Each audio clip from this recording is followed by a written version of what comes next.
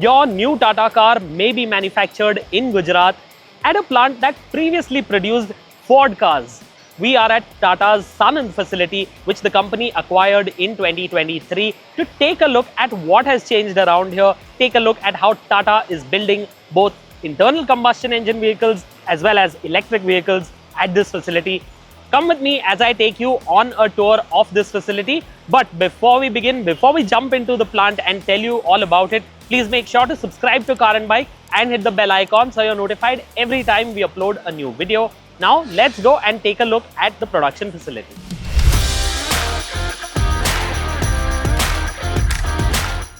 Nearly a decade has passed since Ford's vehicle manufacturing plant in Sanand was formally inaugurated.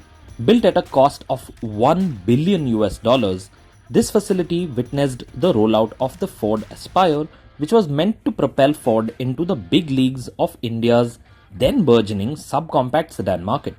Unfortunately, Ford's grand plans never quite took off, and after its eagerly anticipated partnership with Mahindra fell through, operations at the Sanand plant ground to a halt in 2021. In the months that followed, the facility drew interest from several global car makers, including names from China, but it was Tata Motors that beat them all to the dotted line. It was in the middle of 2022 that Tata's EV subsidiary announced the acquisition of the Sanand plant at a cost of over Rs 725 crore. And in January 2023, Tata's EV arm took over the plant in its entirety. It was a move necessitated by Tata's own growing need for capacity.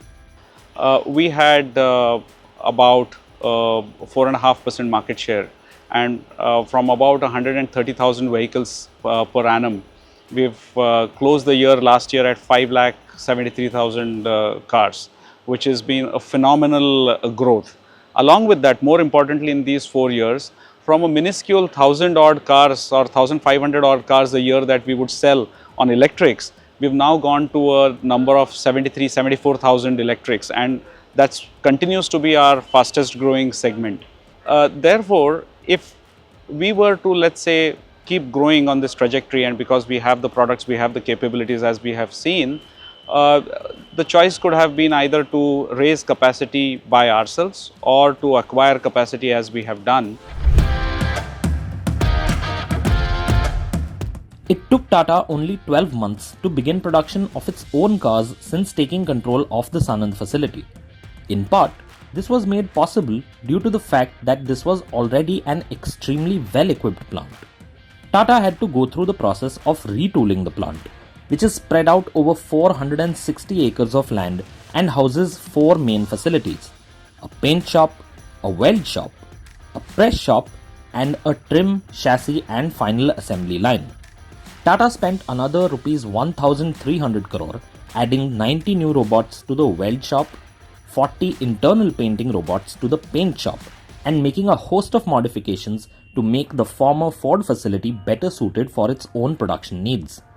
However, since the plant was already so advanced, Tata did not have to begin from scratch in every department.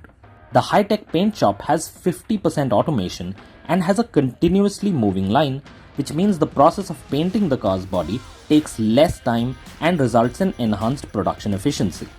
More importantly, the plant, which was originally designed to produce multiple vehicles based on different platforms, suits Tata's requirements to a T. Behind me is the assembly line that's operational at Tata's Sanand facility at present. And what makes it special is that this line is producing both the ICE Nexon as well as the Nexon EV. Right behind me, as you can see, as I speak, there is a Nexon EV being lined up. The battery pack is just about to be integrated into the vehicle. This line can handle both the petrol and diesel versions of the Nexon along with the all-electric Nexon, which means it is pretty flexible. And speaking of flexibility, Tata tells us that it can produce vehicles based on 4 different platforms at this facility.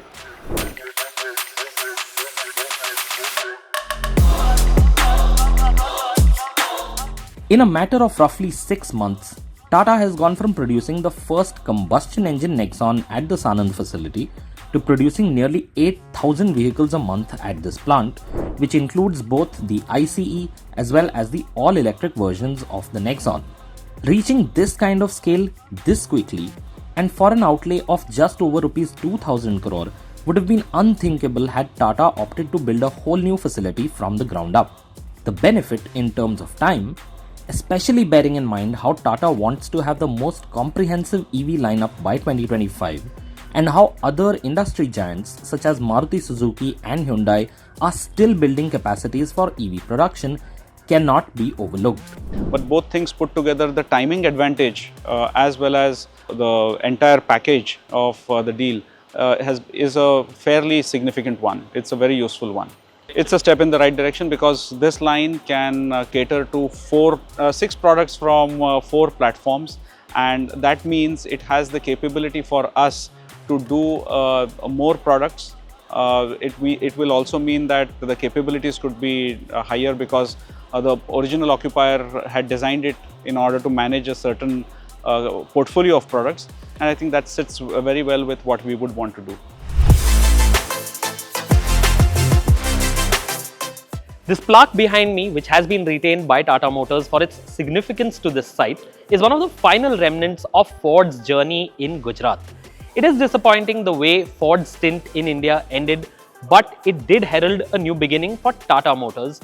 In my view, after having taken a full tour of this plant, I can say that this is possibly the smartest move yet by Tata's EV division, which will help it leapfrog competitors, given access to immense capacity and really advanced technology which is already present at this facility. But let me know what you think of Tata's acquisition of Ford's Sanand plant. If you enjoyed this video, if you found it informative, then please make sure to like it and remember to share it with your friends and family.